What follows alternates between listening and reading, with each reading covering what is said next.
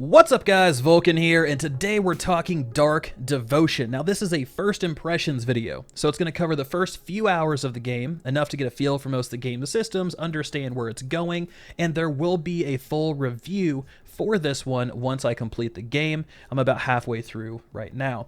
So what is Dark Devotion? Well, it's an action RPG with roguelite elements. Now notice I said roguelite because this game does feature some persistent progression, right? It's not a full reset when you die. You're not all the way back to square one. You're more like square like 1.5. So let's get this video kicked off with a little bit of story. You're playing as a Templar, and you're exploring this handcrafted temple. No procedural generation, a handcrafted temple filled to the brim with unholy abominations.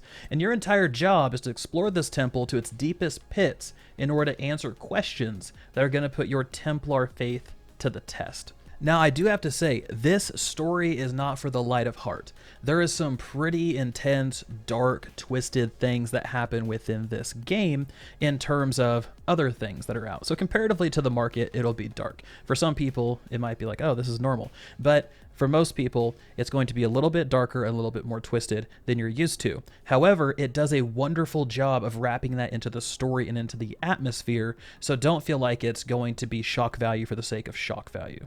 So with that in mind, let's go ahead and let's jump into difficulty.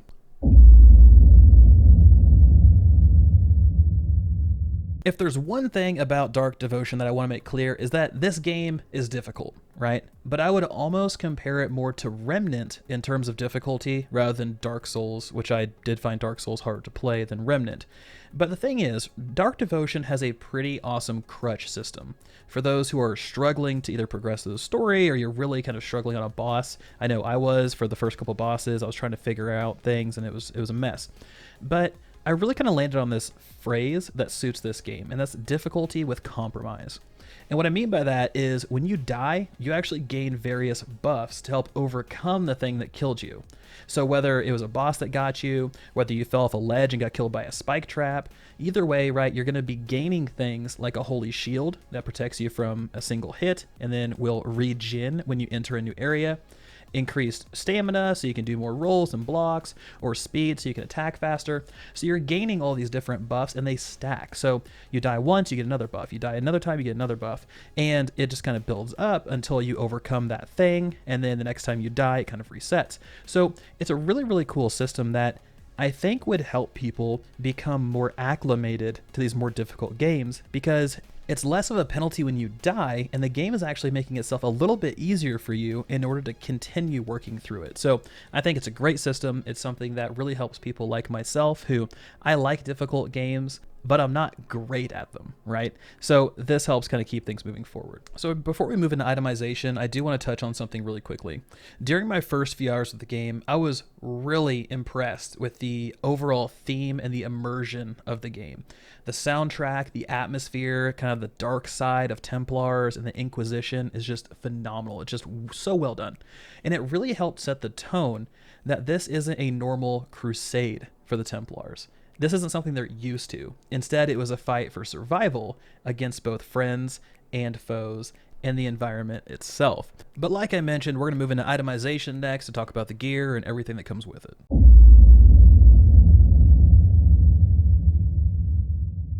Now, because this is a first impressions video, I don't have a ton of gear, but I did want to talk about the itemization in the game and some of the cool things that I've found so far. Itemization in Dark Devotion works pretty simple.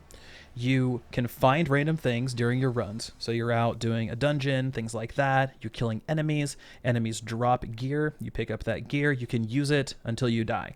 And this could be any rarity of things. There's also treasure goblins that are out in the world. If you kill them, they explode into all this gear, usually dropping some pretty rare gear as well that have awesome kind of unique effects. There's also golden enemies. When you kill them, they drop some pretty cool gear. So there's a whole bunch of different ways to acquire gear in this game. But like I said, when you die, it all resets. It all goes away. All that cool gear you got is gone, and it's lost because you died.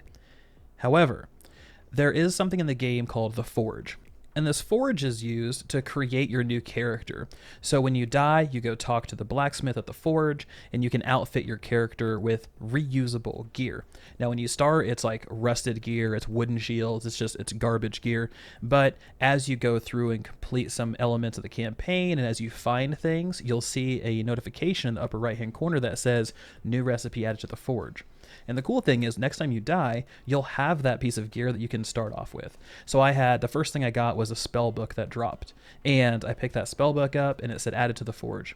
Now the cool thing about spell books is you can't block anymore, but you can actually use your faith as a mana resource and cast spells that can then hit things in front of you. So it allows you to be a little more offensive than defensive. But those are all things that can be added to the forge, including boss weapons. Those are added to the forge so you can restart with those boss weapons.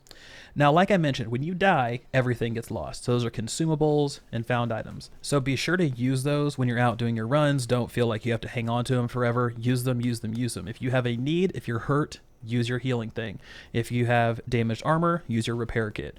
Go out there, use it. So we talked about itemization. Let's move into combat.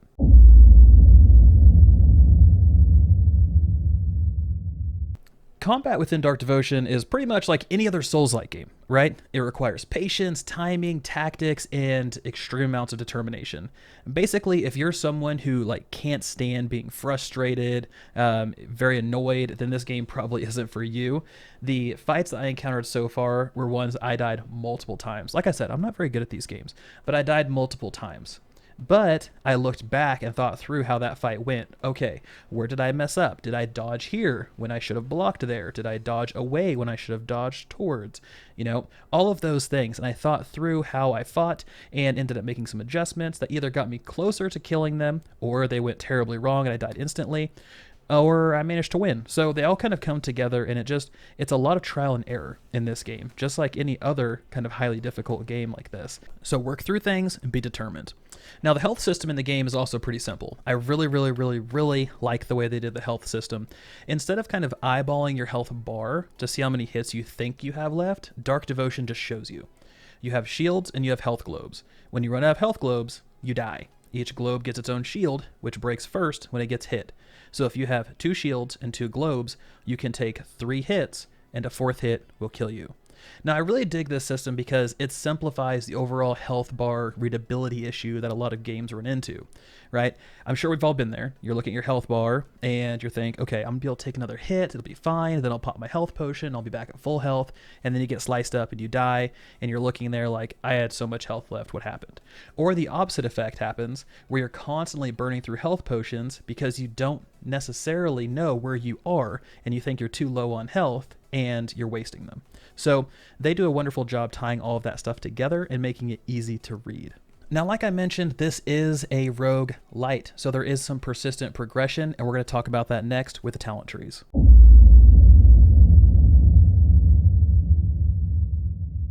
Dark Devotion features talent trees. Now, as you kill things and as you defeat bosses, you earn experience, which can then be used to unlock different passives in town.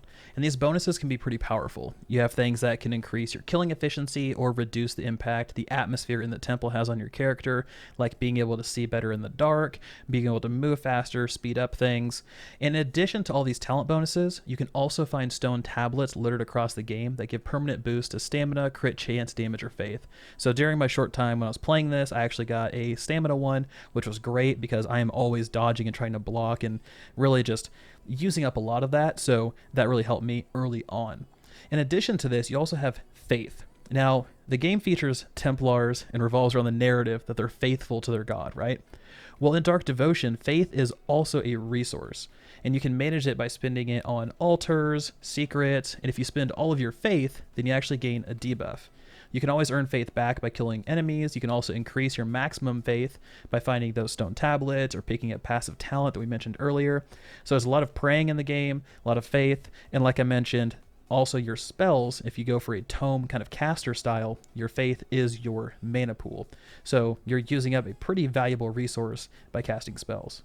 The last thing I want to mention before we wrap this up is quests. So there are quests in Dark Devotion, and they can net you some pretty solid experience. They have the ability to unlock new crafting recipes from what I've researched, and these are handed out by this strange looking kind of scribe that's at this big lectern, and apparently he has a lot of them to churn through. They're kind of vague at first, but you can kind of get the gist of what he's wanting you to do.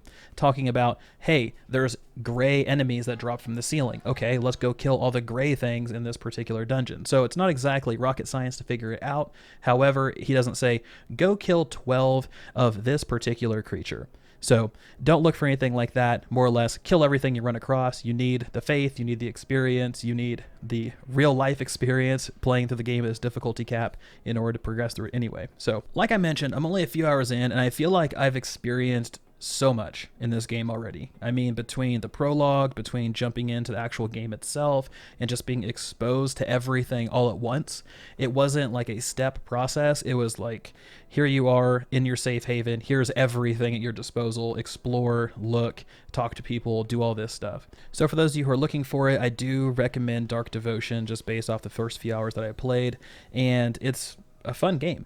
How many times will you play through it? Maybe once, maybe twice.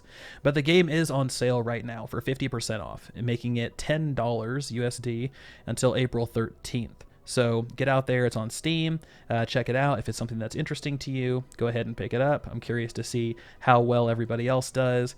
One thing I mentioned too, there's a built-in timer. So if you want to time your runs, if you're somebody who likes to do the speed runs and see how far you can get, that type of stuff, then that's all built into the game. So what do you guys think of Dark Devotion? I want to hear from you guys. Is this something that you'll pick up? Does this type of game have any interest to you? Is this something that you're just like, you know what? I'm not big on these, skip for now. And also, if you can think of anything I could have done better in this video, please let me know. As you guys know, I'm very, very big on constructive criticism, on respectful feedback. So if you guys think, here's what Vulkan could have done to make this video 1,000 times better, please put that in the comments, because that's how I grow as a content creator, and that's how I can make content that suits you guys better. So anyway, guys, hope everybody's staying safe out there. Thank you so much for watching. This has been Vulkan, and I'll talk to you guys next time.